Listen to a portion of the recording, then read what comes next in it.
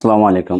আজকে দেখাবো গরুর এলএসডি রোগের একটা আহ, লক্ষণ। সেটা হলো এই যে পা ফোলা। পা ফোলাটা কিন্তু একটা এলএসডি রোগ। তো এই এলএসডি রোগ অনেক প্রকার, অনেকের গায়ে ঘা ওঠে। তো একটা জিনিস, পা ফুললে বেশ সময় লাগে। তো আমরা এই পা ফোলার জন্য একটা চিকিৎসা কেমনভাবে দিব, সেটা হলো যখন এই ধরনের ঘা উঠবে, ঘাতে আহ, নিমের পাতা এবং কাঁচা হলুদের রস একসাথে মিক্সড করে দিনে 2 বার অরগোলাপ না হওয়া পর্যন্ত দিব। আর একটা জিনিস, ন্যাপথাল গুঁড়ো করে নারকেল তেলের সাথে এই ঘাড় চারি সাইডে দিব। ঘাড় চারি সাইডে দিলে কি, ওখানে মশা মাছি বসে পোকা সৃষ্টি করতে পারবে না। এইভাবে আমরা এটা করব। আর প্রতিকারের ব্যবস্থা হলো, এলএসডি রোগের প্রতিকারের একমাত্রই ব্যবস্থা সেটা হচ্ছে বছরে একবার এলএসডি ভ্যাকসিন করা। 2 সিসি করে চামড়া নিচে বিভিন্ন কোম্পানির পাওয়া যায়। তো আমরা অবশ্যই এই এলএসডি প্রতিরোধের জন্য আহ, আমরা ব্যবস্থা করব, সেটা হলো টিকা দিব 2 সিসি করে চামড়ার নিচে।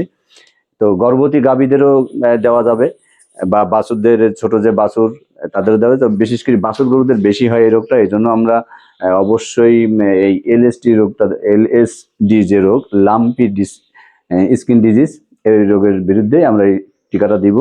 আর ঘা হলে, যদি এই ঘাটা বেশ পা ফোলার কারণে যে ঘাটা হয়, এটা কিন্তু বেশ দীর্ঘদিন ধরে থাকে।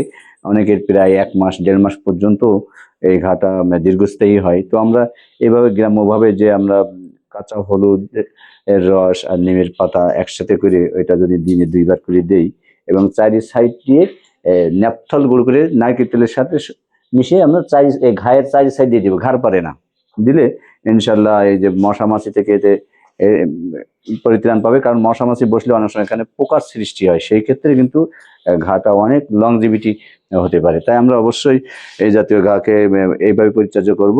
আর প্রতিরোধের জন্য এটাও কিন্তু একটা এলএসডি রোগ, প্রতিরোধের জন্য এলএসডি ভ্যাকসিন দেবো বছরে একবার ইনশাল্লাহ। আসসালামু আলাইকুম, ভালো থাকবেন।